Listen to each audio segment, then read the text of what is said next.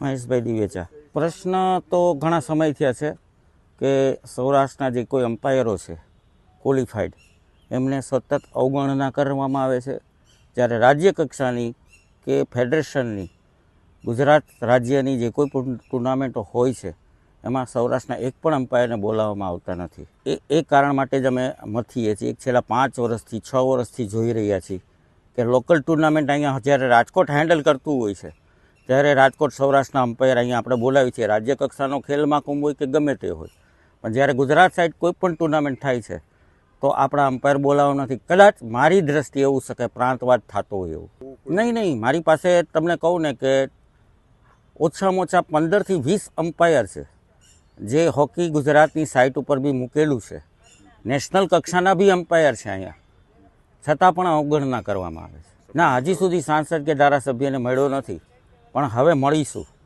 કારણ કે હવે જ્યારે આવી વસ્તુ બને છે ખેલાડી સાથે, ત્યારે ખેલાડી નાસીપાસ થઈ જાય છે, જ્યારે એમનું કેરિયર ત્યાં પૂરું થઈ જાય છે. કારણ કે એમને અમ્પાયરિંગ કરવાનો તમે મોકો જ ના આપો કે જ્યારે દિલ્હી લેવલ સુધી બધા વગાડતા હોય છે. જ્યારે ગુજરાત રાજ્યમાં આવી ટુર્નામેન્ટ હોય છે તો ગુજરાત રાજ્યમાં એ લોકોને બોલાવવામાં નથી આવતા, તો બાળકો ધીરે ધીરે હોકી છોડી દે છે.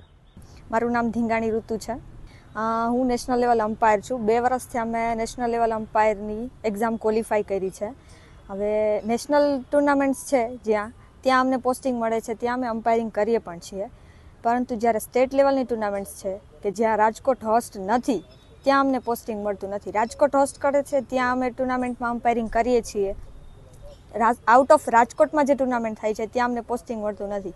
અમારું કહેવું એવું છે કે ત્યાં પણ અમને પોસ્ટિંગ આપો, એટલે જે નવા અને જૂના અમ્પાયર છે સાથે મળીને થોડું કોમ્બિનેશન કરીએ તો બેયને એકબીજામાંથી થોડું શીખવા મળશે. હવે કારણ તો જે નથી આપતા એને ખ્યાલ છે, અમને ખુદને કારણ ખબર નથી કે શું કામ અમને નથી મળતું પોસ્ટિંગ. અમારા કોચ દ્વારા રજૂઆત કરવામાં આવી છે. સાંજ સમાચાર ફેસબુક પેજને લાઇક કરો, વિડીયો શેર કરો અને વધુ વિગતવાર સમાચાર માટે sanssamachar.net વિઝિટ કરો.